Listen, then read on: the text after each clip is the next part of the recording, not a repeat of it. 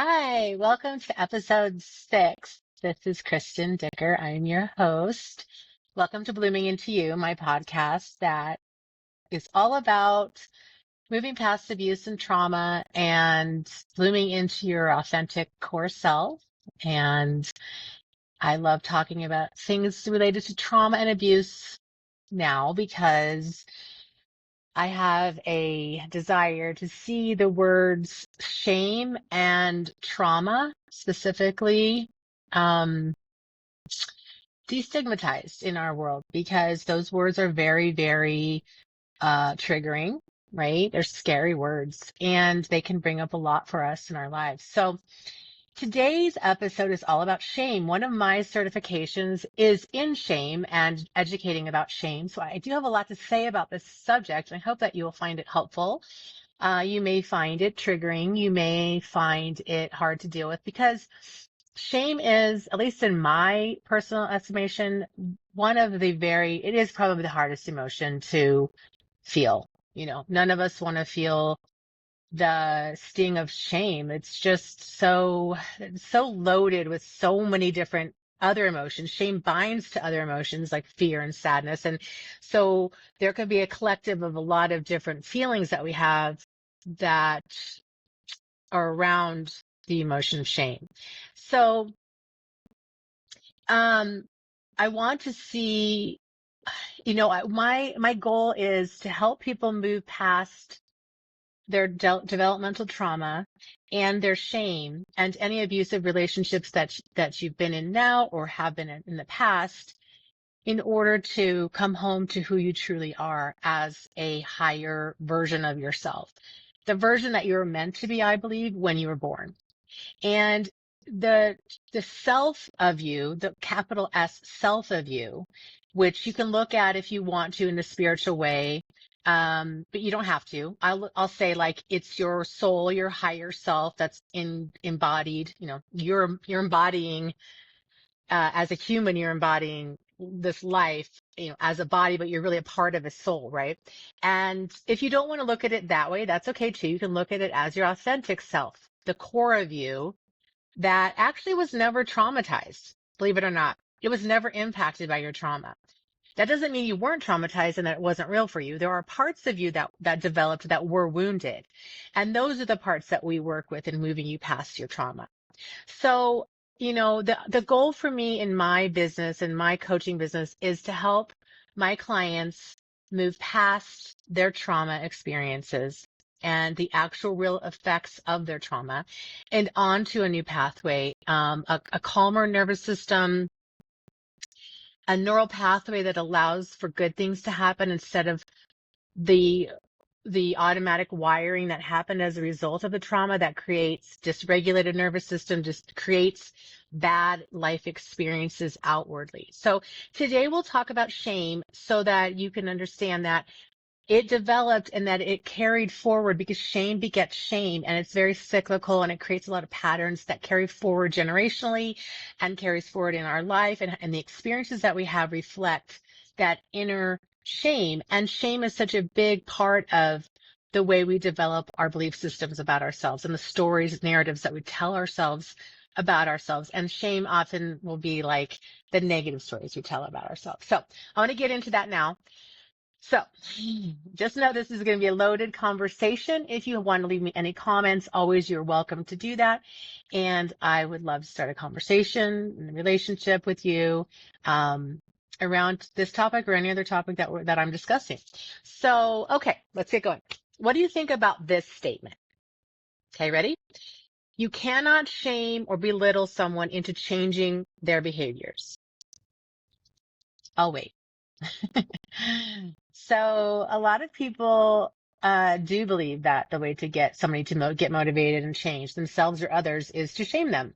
And I guess it's understandable, of course, because, we think that, whipping a horse into action is the way to get it to move faster. And then we see that continually whipping the horse when a horse is tired is demotivating. The horse does not go faster. Usually it gets worn out and exhausted, right? And it just might fall down. I don't know.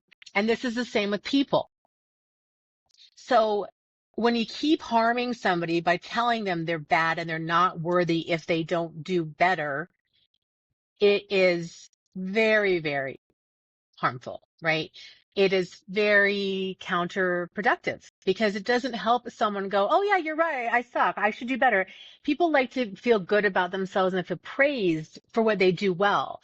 If you're telling them that they suck because they don't do well, what motivation does, there's no incentive there. You almost want to like reward someone for their good behavior and hopefully they'll continue doing good things. They'll want to please. They'll want to do the right things. They'll want to perform because they feel good about themselves because you've told them they're good, not instead of telling them that they're bad. So shame is an emotion, which means there's an action that goes along with it. So with sadness, there's crying, and anger, there's a desire to lash out. But with shame, the action is to hide and to play small. It's to become invisible and frozen.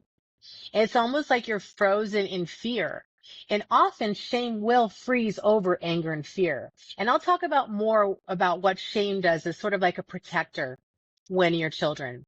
But, it really does serve as a protective measure when you're in an abusive or traumatizing home for you to let shame take over and keep you safe. But when you're an adult, you don't need to do that. But I'm also going to explain why it's not so easy to break out of abusive relationships or shameful situations just because you're an adult. Okay, we'll talk about that. So shame causes a sympathetic nervous system reaction.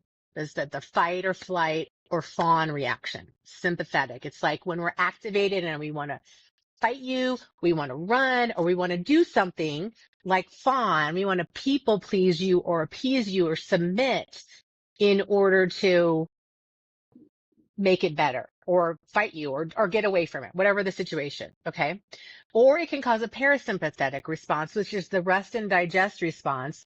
It's the shutting down response. And this is what shame does. It causes you to want to freeze, to hide, to be small, right? As we said before. And, you know, it also causes different thoughts to come into play.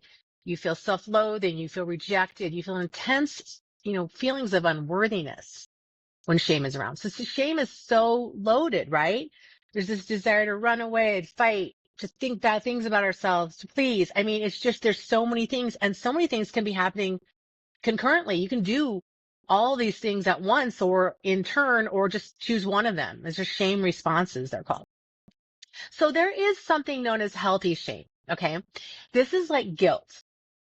Healthy shame helps us to feel badly about a mistake we've made. We can change course. We can correct ourselves, our behavior. It's like I did a wrong thing or kind of a bad thing. I don't like to use that word, but I'm going to use it for this example. I made a mistake and I'm going to understand what I did. I'm going to forgive myself. I'm going to apologize as needed. I will feel remorse, right? It doesn't last very long. And then it's over because you decide, well, I'm not going to do that again because I don't like how I feel when I hurt myself or other people, or I, do this mistake. It doesn't feel good. So I'm just going to not do that again. But it doesn't stick with you as though you're a bad person. It's not an identity that's created out of a mistake. But when you have toxic or pervasive shame from when you are little and you are told that you are a bad little girl or bad little boy, this kind of solidifies into an identity. And it becomes a permanent belief of I am bad. Instead of I did a bad thing or I did bad, I am bad at my root, at my core, right? And this is where we carry shame forward in our lives in every situation, at school, with friends, with partners, with coworkers, with bosses, with life. Okay. I am bad. You show up in that energy of self-rejection, self-loathing, and just believing at your core that you're a bad human being. You're a fraud. You're stupid, whatever it is. And it's like your label that you stick with. This is created by trauma and abuse as a child. This is created when an attachment to a parent, that those attachment styles I talked about that time, when those are ruptured because the parent or caregiver gets upset, says or does something harsh or harmful, and does not repair the damage after, does not apologize, does not talk to the child, just leaves the child in this space of confusion and shame. And the child has no recourse. The child does not know what to do because children don't have developed brains and they can't think it out. They can't think, oh, this is an adult having, taking out their wounding on me. Darn person, that's her problem. No, children think everything is their fault. It's a survival mechanism that keeps them alive. They operate from their primal brain, their brain stems, and their brain stem looks around, makes sure everything is safe, finds ways to be safe, and does whatever it needs to do to be safe. So if that means shame comes on board and creates an inner critic inside the child that says, you better not do that again, or you're going to get hit, called names, talked to, laughed at, whatever the bad thing was that hurt the child, you don't want that again. So you better be better. Don't make mistakes in front of mom. Be perfect. Things like that. Shame plays a very foundational role in keeping children safe when they are in abusive and traumatizing homes. Okay? And we got to look at shame. We want to look at shame and destigmatize shame. So we want to look at it as a protective measure when you're a child. Okay? And we'll talk more about overcoming shame later, but I want to say that shame can be looked at through the lens of understanding rather than just fear and I don't want to feel this. Now, I'm not going to tell you not to feel. I'm never going to tell you that. Believe me. You got to feel it to heal it. If you feel shame, you feel shame. Does that mean I think that you're a shameful person? No, I don't. I think that if you start to uncover and unravel and really look at why you feel ashamed, you'll start to realize, oh, wait, maybe I don't need to feel that way.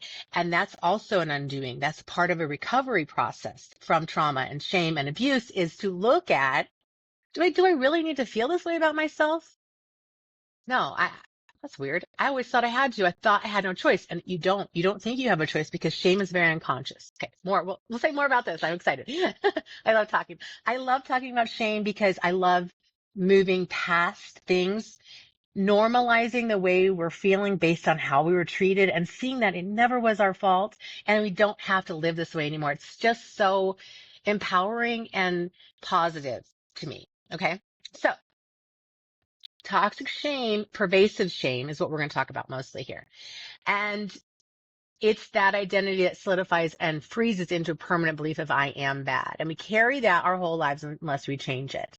So it's one of the very worst emotions we can experience because there's so much, as I said earlier, there's so much tied into toxic shame. We can feel this pit in our stomach that brings forth a lot of fear when we feel shame. And we don't want to talk about it because then everyone would know we're inherently bad. Okay, I'm quoting bad because, we believe that we're bad at a very deep level. Shame is being rejected. And when your unlikable parts are seen by the world, the vulnerability feels very terrifying. If you're not ready to accept your shame, accept the pain that you've been in, if it gets exposed before you're ready, that creates a lot of fear that people will think badly of you and they won't like you and they won't accept you and they will abandon you. And abandonment is a huge, huge part of shame as well. And I'm always saying we'll talk about this later. It's going to come later, okay, in this conversation. But, and so abandonment, we don't want to be abandoned. We want to be accepted. We don't want to be rejected. And when we do bad things and when that shame comes in and says, you are bad when you do these things, that exposes you to the belief that, oh no, maybe I won't belong. I won't belong to my group, my tribe, my family, my friends. I won't belong and they will kick me out and I'll die. I'll die if I'm not I'll die if I am kicked out of this home. I will have no food and no shelter and no clothing. What will I do? I better conform or else I'm going to get kicked out of the group and I'm going to die. Okay. That is a very primal instinct children have. They need to survive. And so they're going to do whatever it takes to survive. They're going to go along to make sure that they survive and stay safe. Even if it's not that safe in their home, it's safer than being out in the world by themselves, right? With no one to take care of them. So children will adapt. very, very adaptable, very, very intelligent, brilliant animals children are. They learn to adapt to these environments that are very hostile, harmful, and not safe, and make themselves safe. And shame keeps them safe. See, this is why it's so crucial to understand shame isn't a bad word. It's a horrible feeling, but it helped you when you were a child. And this is a good, good thing. Again, you don't need it now, and we can work past that. But when you were a child, you did need it if you were in this kind of a home. Okay. And we'll talk more about the kind of home I'm talking about in a little bit as well. So, so again, people with any of the attachment styles, the anxious, preoccupied, avoidant, disorganized, are far likelier to suffer from some degree of internalized toxic shame than those who have more of a secure attachment. Developmental trauma is at the root of shame, and it, as I said earlier, it begins when the caregiver doesn't repair the rupture and allows that child to disconnect from themselves and their inherent worthiness. This causes the child to abandon himself in favor of pleasing the abusive caregiver, and they will turn on themselves, blame themselves, and believe themselves to be very bad, and take the side of the abuser, again, in order to survive and to be safe. And this sets up a lifelong pattern of abandoning yourself for others' opinions, beliefs, agendas, and abuse. You stop trusting yourself and believing in yourself because somebody made you believe that whatever you were doing was wrong and it was bad, and that to do it meant you were stupid or bad or just not good enough in some way. So speaking of that, according to shame researcher Brené Brown, shame drives two big tapes in your mind. I am never good enough. And who do you think you are? Right? Like who on earth do you think you are to think you're so great here, you know? She also states in her wonderful book called I Thought It Was Just Me, But It Isn't. I highly recommend this book, by the way. Please, anything she writes, you should get. But this is a great book. Shame, she says, shame is the intensely painful feeling or experience of believing we are flawed and therefore unworthy of acceptance and belonging. So that's just kind of tagging on to what I said about this belief of I have to create this inner critic that keeps me in line and in control, or else I might be kicked out of the group and I will then not be accepted and then bad things will happen to me. So shame related to childhood trauma is deeply ingrained. It's an emotional response that often emerges from experiences of neglect, abuse, or other traumatic events during the formative years. So they say 1 to 7 are the formative years. I'm saying 0 to 7 because things happen inside the womb with the baby, and the messages are becoming, babies can hear music. Babies know if there's going to be a traumatic or abusive home on some level, even when they're not born yet.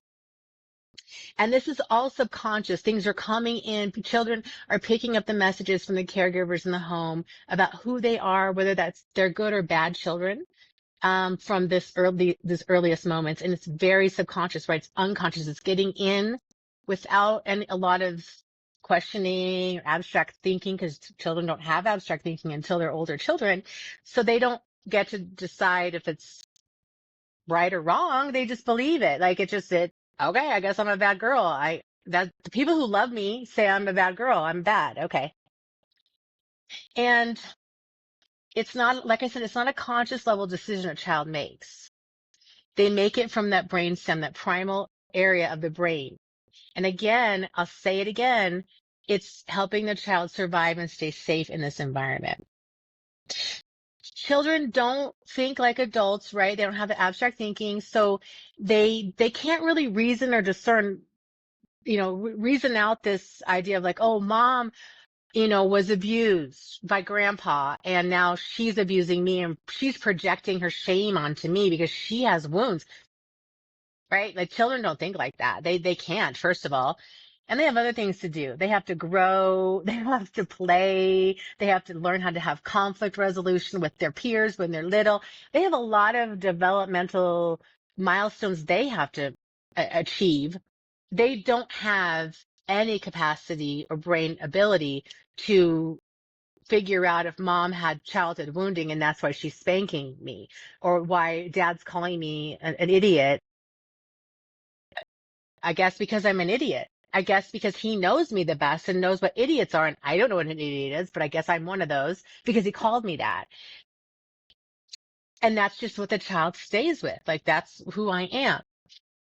Now, um, so children will internalize these negative messages about themselves, and this leads them to feel very flawed and unworthy. They feel deeply, deeply ashamed of who they are. And it's again rooted in that belief of there's something wrong with me. There's something actually wrong with me because I did something wrong, or else they wouldn't have told me I did something wrong. And I'm in control of my environment. So I made her mad. I made him hit me. It's my fault. Okay. This is how the child perceives it. Again, this is not on a conscious level necessarily. Usually shame is unconscious. And these beliefs, these parts of us that have beliefs that we're not worthy, live in a very unconscious area of our minds. So sure, you may sometimes have this pop-up conscious belief of, oh, I suck, or I'm a failure, or I need to do this better. But it really lives deeper in your subconscious mind, and it just rules your entire life from the time you form these beliefs, and it's sort of frozen in there until you change it as an adult. Because you are going to change it when you're an adult. You're not going to change it when you're a child. Well, hopefully you can change it when you're a child, but not when you're little. You're too ensconced usually in the dynamic of the home, and to change that would be, I mean, we can try, right? There are certainly coaches and therapists who help children, but without the parent's consent, and the parent, I believe, need having their own trauma work done, it's hard. It's like the child gets this much healing with someone and then goes home to the same kind of trauma or abuse. It's very hard for the child to believe otherwise. Because again, you want to believe that your parent loves you, and they're telling you this for your own good, right? They're whipping that tired horse because they love the horse, not because they want the horse to fall down and hate themselves and never get up again. They want their child to succeed. And they believe the way to teach the child to succeed is to tell them they're stupid and to tell them they're dumb, or stupid and dumb are the same things. Tell them that they're selfish. Tell them they're not acting right, because this helps the child become better, right? This is not true. And that was completely sarcastic, right? But that is the belief a lot of people have. A lot of people have. And it's understandable. These beliefs came from past generations. But please know now that we know better. And if you've done this to your children, you can still repair. So please don't shame yourself if you've hurt your children this way. You were taught, and this is generational trauma that's being transmitted. And I'm going to go into that right now. So shame-based family patterns are transmitted from generation to generation with beliefs such as you must always be in control. You have to be perfect to the outside world. You have to blame yourself for others. You need to deny yourself as a person and have no thoughts, beliefs, or perceptions of your own. So only the family's beliefs and mottos are correct. And we keep our secrets so others don't know about our secret shame, and that we, have done things that aren't so good. And we don't make mistakes, because then if we make a mistake, we'll be vulnerable and open to scrutiny. So we cover up our mistakes. And if somebody else makes a mistake, we shame them instead of ourselves. Okay. So we always shame other people in order to deny our own. We project that onto other people and deny our own shame because it makes us feel better. Okay. So also never, never, never trust anybody else to follow through on what they've said, or do the right things, or do it right. You have to do everything yourself, because you'll be disappointed if you trust somebody else. So you see, all of these family beliefs create a grooming situation, right? I am now groomed to believe all of these rules about life, about other people, about myself. And this is how my family, who loved me, taught me to be.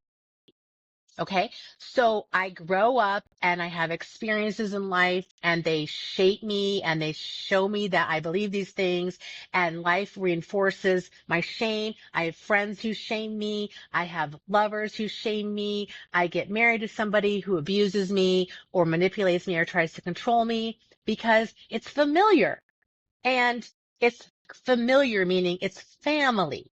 My family, whether toxic or dysfunctional or not, taught me that this is what love looks like. Okay. Love hurts, but it's what I know.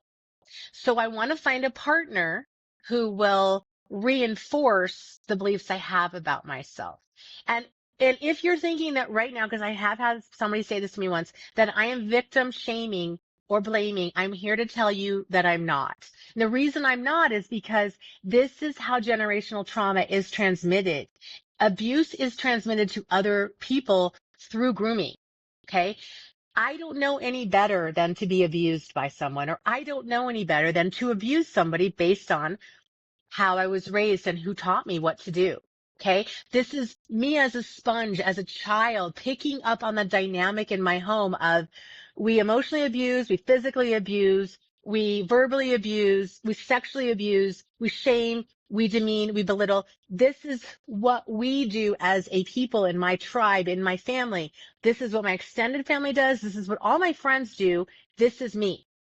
And I want to find more of me because I'm used to me. I'm used to familiarity from how I was raised and what I was taught. So I'm going to find a partner who is going to be the same way, because even though it sucks and it's bad and it's miserable, it's what I know. And it's what my nervous system is very comfortable with until I change it and heal.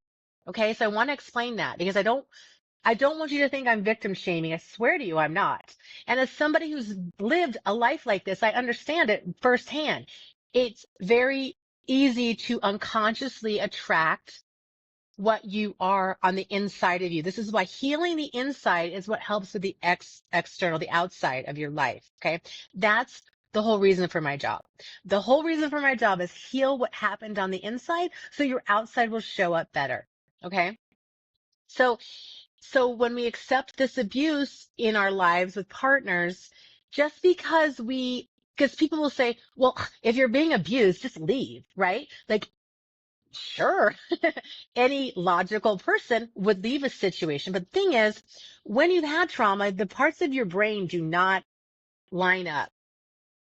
Okay. Once you heal the nervous system and heal the trauma that created the nervous system and the neurological disconnects, then the logical brain can do more.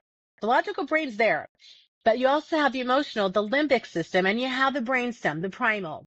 And when those three things are not in line, it's very hard to do logical things. It's hard to eat logical in a logically smart way.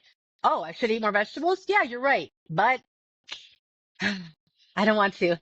There's parts of me that are emotional, like I need to eat emotionally and I need to eat comfort foods and sugar because I want to feel better and I want to calm down my nervous system. So those parts win. Logical mind doesn't win. Same thing with abusive relationships. Sure, I should leave this person who's calling me an idiot all the time, but oh, but I love him, but I love her. Oh, I don't want to. Like, what will she do without me? And what will I do without her? We're so attached. We're so attached, and we'll get into trauma bonds next time. But we're so attached. How could I ever leave her? She's like my family. He's like my family. And so you have the emotional, the limbic, and I'm not making fun. I'm just saying the emotional parts of you are strong, strong, strong. They're coming from very young parts of you, young times when you felt abandoned and you wanted love from your parents, and you got this partner who is so much like mom or dad, and you just want that love finally that you didn't get from them. When that parent broke the attachment, now you're trying to find it with this new partner, and it's not easy to walk away. When you heal the parts of you that have been wounded, then you can leave. Then you can look at the situation for what it really is, accept it fully, and walk away if it's hurting you. Okay. But when you have the wounded emotional parts there, it's very difficult. It's very challenging to leave. You can, but you might get pulled back, or you might find somebody else who's just going to be the same way. only worse, probably, perhaps, maybe better, but similar. Okay. Because if you haven't healed the wounds that were created in that home, then you're going to find people in your life who are going to be attracted to that, and it's going to help you play out and heal. They're mirrors for you to heal.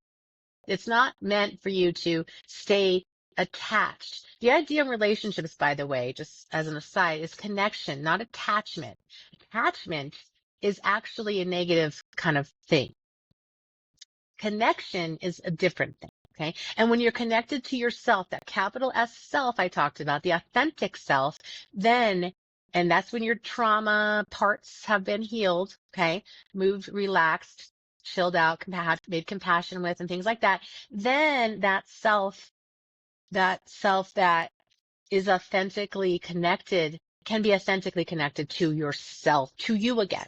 And when you're connected to you or something higher than you or bigger than you, then you can connect in reality with people, not just be attached to them. We're attached when we need our needs to be met that were not met as children. That's called, the attachment wound. And that's what we attach to people. So anyway, this is how generational trauma transfers, right? It's transmitted through these shaming messages. That's part of the way that we continue to live on our trauma in our families going forward. Okay. So people who carry a lot of internal shame easily project their shame onto others. They blame them for their own bad behaviors, and they discharge their internal turmoil because shame is painful. And sometimes we don't feel it. We don't know we're feeling it, but we're experiencing it. We just don't know it because shame freezes. So we don't know that we're really feeling it. But we have a lot of thoughts. Okay. We have a lot of thoughts that arise, that those inner critics come in there. Oh, you are so stupid. Again, you can't get anything right. It's what is wrong with you? You're like an imposter. Like, you're so stupid and selfish and self-centered and awful. You have these inner critics telling you over and over again how horrible you are, and that's painful, because if you're constantly having these thoughts that you suck, it's going to affect your nervous system. It's going to cause disharmony in your system and make you feel anxious and depressed and just horrible, right? Like, you live your whole life and it's exhausting. It's a burden on your system. It's an emotional, but it's a physical, like, emotional burden on your back to have the shame pumping out all these horrible thoughts about you all the time that you're just taking on. You can see how that burden can create this heaviness, this toxicity inside of you, this disease inside of you. Okay. And that's what happens. Like, you have this emotional reverberation that's happening physically, that comes across as a physical ailment or other, problems medically eventually. Okay. And it can start with inflammation, because the cortisol that's being released creates a lot of inflammation. And anyway, we could talk a lot more about the whole let's eat better and take care of our emotional stuff so that we can have an anti-inflammatory body. But for now, just realize shame is firing up those thoughts, and it's creating a lot of turmoil inside.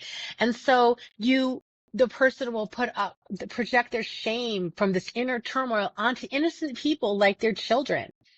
And so you see how it's easy to pass this along. So a child is like 6 years old. It's like, oh, I'm so stupid. Oh, I'm going to keep thinking I'm stupid. And when they go to school, mom said I'm stupid. So I'm stupid. Can't do well in school. And guess what? They won't. They won't. They often will just give up and just think, oh, well, the person who loves me the most told me I'm stupid. So I guess I don't know how to do fractions, and I don't know how to spell, and I don't know anything about the seasons. And I don't know who Christopher Columbus was or what he did and how horrible he was. Just thought of that. But, like, I can't learn because the one who loves me the most, told me I'm stupid. So I'm stupid. And you have this identity that's formed around being stupid, being the joke. I was like the joke. I was the dumb one. I was the big fat girl. I was the joke, right? I was the class clown in my senior class. Okay. I was the class clown. I was the friendliest and I was the class flirt. And the reason for that is because I thought I was stupid from the time I was little, young. And I thought the only way for people to like me is if I dumb myself down. I had an emotional capacity when I was a little kid that was insane, and it was not okay for me to have that. So I had to dumb myself down. I had to be less happy, less sad, less afraid, less, hyper, less thespian like, even though that was my passion. I had to be stupid because I might make other kids jealous. So I had to be stupid. I had to become the joke. I had to become the one who was funny. I had to become the one who girls were not threatened by. So I was also stressed. So I ate a lot of comfort food. So I gained a lot of weight. And hey, that worked because then none of the girls would think I was trying to be prettier than them or whatever I thought. I mean, I was doing whatever I could to shame myself into being liked. Did it work? I don't think it worked, but I thought it made me more approachable. I was also the helper. I was the pleaser. I was the service one. I was the one who wanted all my friends to tell me all their problems and I would help them. Okay. I was very much a fawning person. Didn't fight, didn't run away. I stayed and I took care of others. I didn't get taken care of. I was fine because I was always laughing and I was the joke, right? So nobody thought I had problems and I wouldn't let anybody see that I had problems. I didn't ask for help. I gave help. Okay. And this is what I grew up to do until I changed that. Okay. I still love to help, but it's not my sole purpose in order to feel like I'm good enough now. Okay. Because shame kept me froze my anger away and kept me helping instead of giving instead of taking, never receiving, only giving. Okay. And that's something we need to change because we should be able to receive and give love to people, but in a balanced way. Right. So people do project their shame onto others and then shame is cyclical and shame begets shame. So again, it's easy to take it on and it's easy to pass along. It happens at an unconscious level until you bring it to the conscious. Another reason I want to make the word shame destigmatized because talking about it brings it out of hiding and then you can do something. When you're aware of it, you can heal it. Okay. So addictive and other maladaptive coping strategies do arise when people feel a strong need to put distance between themselves and their shame. And I'm going to go into this more in a couple of weeks when I talk about addiction and trauma. So we'll talk more about that then. But that is just one way that we cope with shame is through our addictions. Shame and fear are the most powerful ways humans use to control each other. Dysfunctional families use these tactics to control, manipulate, and demand loyalty from their family members. And shame does take on a life of its own. And it creates, again, those inner critics that take over for the abusive caregiver. So you don't even need an external stimulus to create shame and an inner critic message. You don't need that. All you need to do is remember what happened or you have this inner critic that's constantly berating you, belittling you and telling you you're not good enough unless you do this, unless you look this way, unless you say these things. Don't say that. Oh my God, why did you say that? Oh no. Okay. People will not like you if you tell them the truth. So lie, it's this constant berating, right? It's this constant message of you're not doing it right. Just be better. You're so stupid. You're so bad. Okay. And these things, you don't need anybody else to tell you. You tell yourself this. Once the abuser has given you the message, it becomes life sustaining. It does its own thing. It continues the cycle and the pattern. This is part of what we do in my coaching is pattern breaking. Not just the patterns you have with other people who are toxic, the patterns you have inside yourself that are toxic that come from this exact thing. Okay. So when you decide to change as an adult, when you decide to change the messages that you're getting, these limiting beliefs, these narratives, you definitely can. I promise. And you can move forward from these beliefs. Okay. But I'm still going to go into a little bit more about what these beliefs could be, just so you'll have an idea of like what I'm talking about in case it's not really obvious yet. So shame lives in that unconscious mind and it's not detectable. It's frozen in the nervous system and it's harder to feel it and know it's even there. Okay. I mentioned that earlier. So there's a shame anxiety that's formed. We fear feeling shame because we know what it feels like and it's horrible. So we again do whatever it takes to seem perfect and acceptable in order to not feel it. Because shame causes that deep feeling of inadequacy. Toxic shame-based beliefs are things like, I'm stupid, I'm not attractive, I'm a failure, I'm a bad person, I'm a fraud, excuse me, I'm selfish, and I'm unlovable. Unlovable is a big one. Okay, I know you can probably relate to that. I think these all are big, but the I'm unlovable and I'm not good enough, those seem to be really, really big ones for people. I don't know if you guys agree with that or not. So the fundamental, though, underlying belief of shame is that I am inadequate. And here's how shame and childhood trauma are connected. Okay. There's the impact of emotional, or physical abuse and neglect. Children who experience abuse are made to feel responsible for the abuse, often due to the manipulative tactics of the abuser, and the abuser will blame them. Okay. Like children may carry the shame of deserving the mistreatment. The caregiver might say something like, I wouldn't have had to hit you or call you an idiot if you weren't so stupid and made me do it. Okay.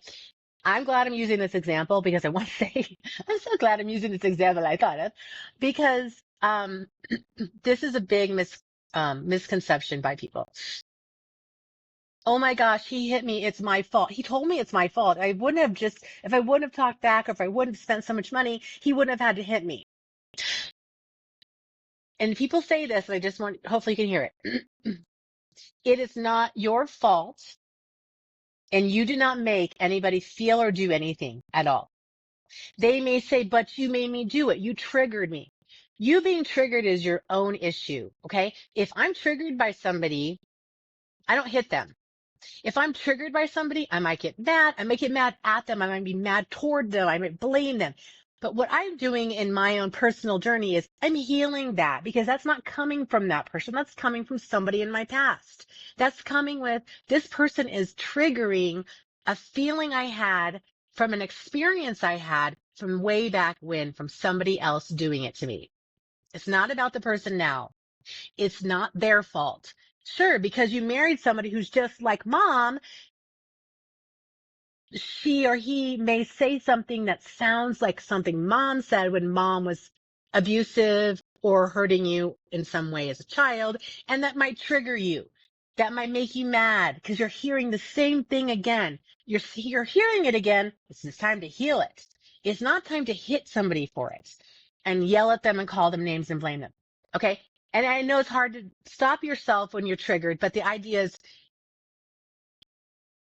somebody hitting me because they're triggered by something I said is not my fault. It's their trigger. It's their feelings inside. So PSA here. Okay. Public service announcement.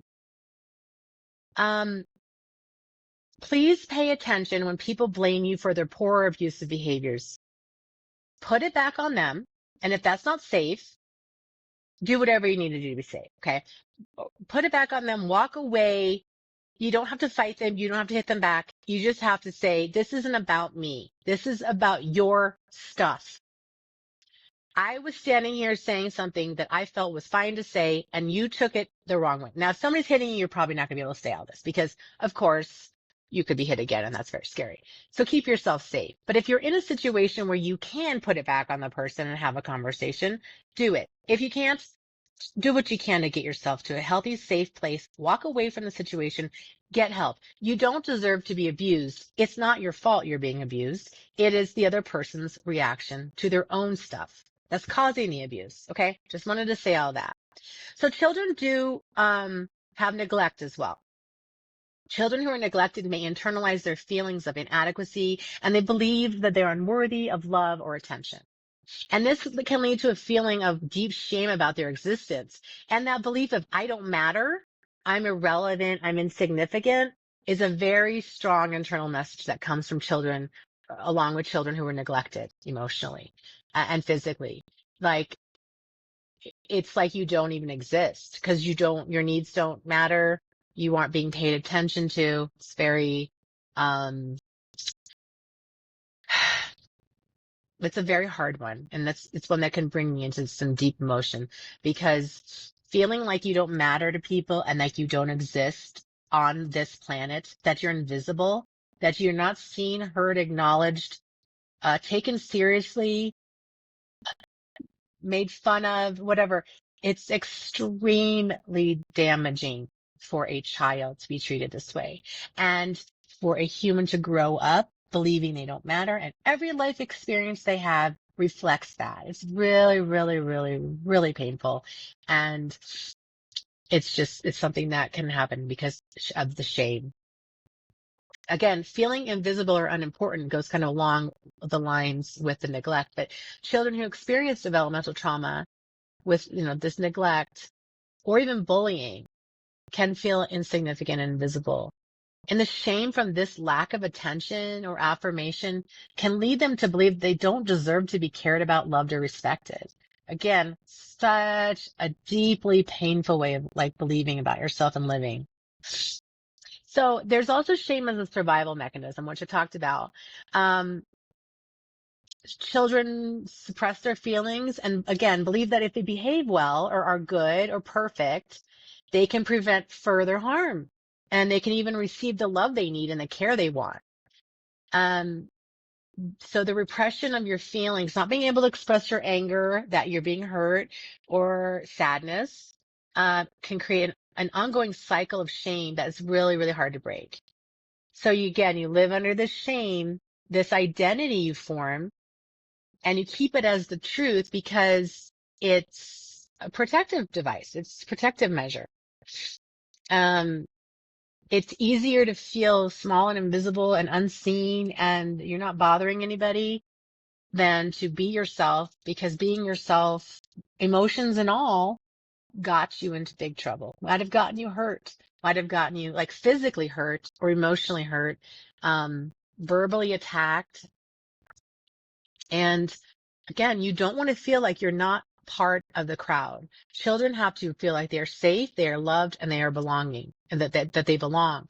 And if you are acting in a way that's going to make them make fun of you or hurt you in some way, there's a chance you might not belong anymore, and you won't be safe, and you won't be loved, and that will be bad. So you do whatever you can to survive. I know I'm repetitive, but I just want to really reiterate that shame did keep us safe. And when trauma and abuse become core to one's identity, it is harder to differentiate between what happened and who you are. Okay. Children may feel that their worth is tied to their abuse or their trauma, which reinforces that negative self-image. The distorted self-image can last into adulthood. Not that it does all the time, but I think for the most part it can because again it's unconscious and you're going along with this pattern in your life. Every friend you have, every work environment you have, every situation kind of reflects the same dynamic. You're gonna have friends who are also gonna abuse you or you're gonna abuse or shame because that's just what you know to be normal. Okay. And so you don't see that there's a reason to even change it. It's your normal life. And do you want to say that in the process of recovering, in the process of loving yourself, you will start to see more clearly how these patterns in your life and these people that you are still around won't work for you anymore. Your body won't be able to handle being around them once you've healed some. You don't have to heal the whole way. Oh my gosh, only a little bit. You heal enough to know that you're good enough, let's say. That's huge because a lot of us think we aren't good enough and we just heal that.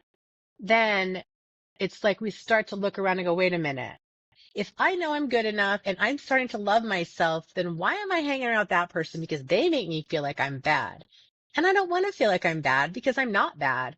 I make mistakes just like everybody else does, but I'm not inherently bad as a human being. Okay.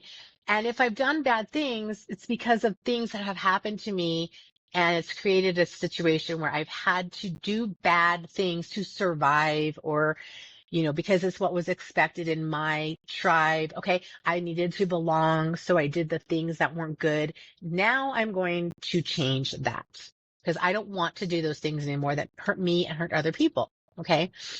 Again, we want to make sure that we always see that we make mistakes, and those are things that are bad things or wrong things, but they're not indicative of I'm a bad human being. Even if you've done really bad things, there are reasons we do bad things. Try to forgive yourself and understand yourself so you can move past them and stop doing them.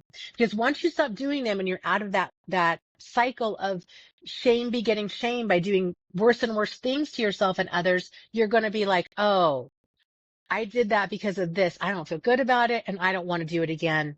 I don't ever want to feel that again. But I'm going to forgive myself and love myself because I did something when I didn't know I was doing it. Shame is unconscious. My behaviors in the situation were based on unconsciousness. Okay. It's really, really key to change the way we do things, the way we see ourselves and understand ourselves so that we can stop perpetuating crime and addictions and things that really hurt us and others. Okay. We have to start with ourselves. We have to start with healing our reasons. It doesn't mean you're condoning bad behavior. It means you're accepting you did something wrong or many things wrong based on how you were raised, how you were treated, what was expected in your group, and then changing it, seeing it, forgiving yourself, acknowledging what you did, apologizing, doing whatever you have to do to make it right, and then not doing it again, doing something else. Go do public speaking about how you were once involved in all this crime and you did all these things and you felt really horrible about it once you realized that you were doing it. And now you want to help other people who are at risk not do those things. Okay. There are ways to move things forward and change a bad thing into a good thing for people, for yourself and others. Okay. So that's why we want to destigmatize shame. I know this is a really long, podcast today. I hope it's not too long for people. I don't like to keep it more than like 45 minutes, but I know it's gone over. So I'm going to wrap it up soon, but, just understand that just because you were traumatized as a child or abused as a child and you have shame doesn't mean that when you're an adult, you're going to just snap out of it. Okay. You're not going to snap out of it. You're not going to change just because you're 38. It's going to take acknowledging, and I'm going to tell you some ways to break the cycle, but it's going to take acknowledging what happened to you and acknowledging the beliefs you have about yourself, the shame you carry, the shame you've transmitted. It's going to take a lot of self-awareness and owning your part in things in order to change it. And that's not easy, but that's why there are people like me in this world to help you. I'm always going to plug my business. No, but there are always people in this world that are going to can help you with it and very seriously want to help you. And I definitely am one of those people. Okay.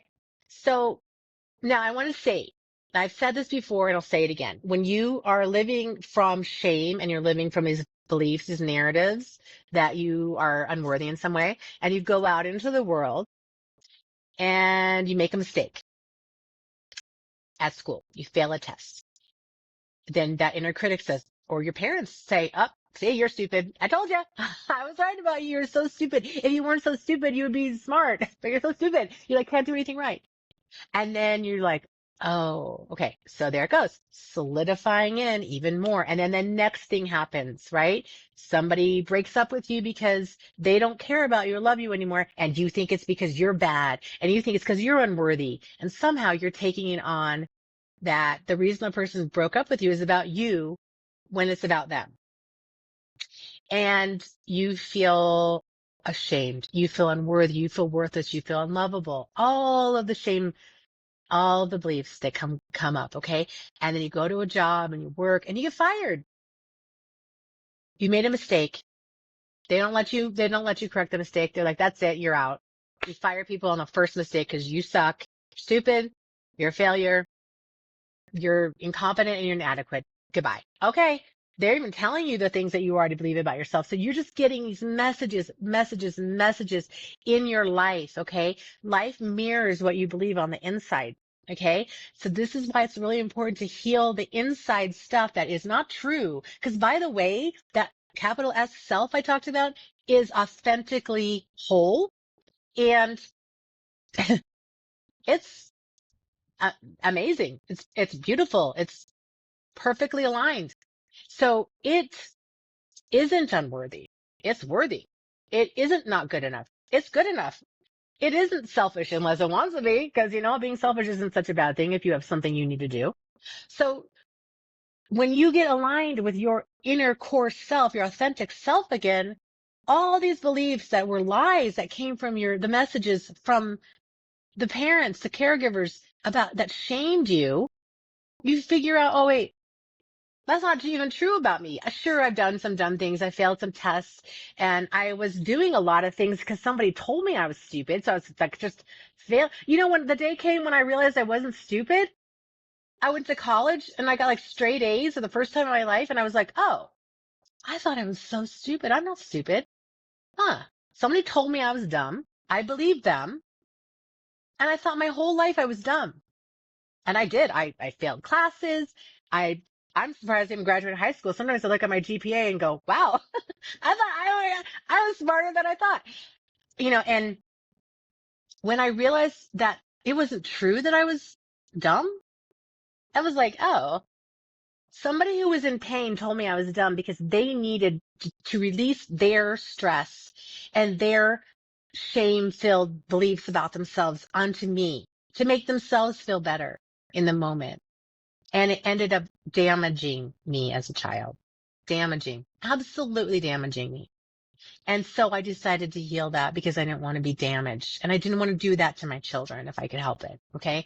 And again, if you've done things to your children that are painful and hurtful, please don't hurt yourself. Don't shame yourself more. Just get help. Just find a way to forgive yourself because we all make mistakes. Mistakes make us people who do things that are not okay all the time, but does not mean that we're bad people. Okay. Okay. So breaking the cycle. So you want to address your childhood trauma and shame and acknowledge and validate the experiences you've had. Okay.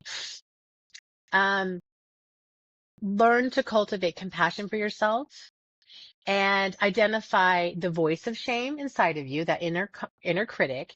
Understand where it started in your life as a child. Identify your typical shame response. Is it to fight? Do you attack yourself or others? Do you fly away? Do you flee? Do you withdraw, lick your wounds, isolate yourself, and sort of reassess what happened? Do you freeze? Do you numb out? Do you go into addictions? Do you deny what happened? Or do you fawn? Do you submit and appease and please, try to keep the connection going, even if it's painful? These are ways to acknowledge like what has happened. Remember also that shame creates self-abandonment. Okay. And we often will continue to abandon ourselves in favor of other people as we grow up. And part of that is that fawn response. I am going to abandon my beliefs and my feelings for yours, even if it hurts me, because I want to stay safe. Okay. So, if you get into the sort of fleeing space, if you're kind of somebody who likes to run away and withdraw, if you get into the reassessment phase when you're in isolation, that's actually kind of good because that helps you have compassion to see the bigger picture and to understand what happened as though it's not your fault. Somebody else put their stuff on you. So actually that shame reaction is actually a helpful one. Not necessarily the isolating withdrawing, but the licking your wounds and kind of feeling sad about it. And also the reassessing, like, is this really about me or not? Maybe it's about the other person. That can help you. Okay. Kind of get out of that spiral. You want to also develop resources such as detaching and accepting what happened and what is. learn to step back and realize that your caregivers have their own stuff and they put it onto you and it's not your fault. So your trauma and abuse were never your fault. Wounded adults harmed you because of their own unconscious awareness and because they were shamed and traumatized as children themselves. Making mistakes is okay. Okay. It does not mean you're a bad person. I'm just going to say that again. Forgive your mistakes, understand why you made the mistakes, and go forward with the plan that you aren't going to do it again. And then do your best to not do it again. Okay. You're human. Make mistakes. That's okay. Doesn't mean you suck because you make mistakes. Okay. It's part of life. Mistakes help us learn and grow. If we look at them like that. So shame is one of the most persistent and painful aspects of childhood trauma. But if you have the right support and guidance, it can be worked through and it can be recovered from, and you can move past it, and you can actually have a healthier response to yourself, response to your shame, and to what happened to you as a child. So I hope this has helped. I know it's been a long one. I hope you found value in this. Please leave me any comments if you like, and I will see you next time. Thanks so much. Bye.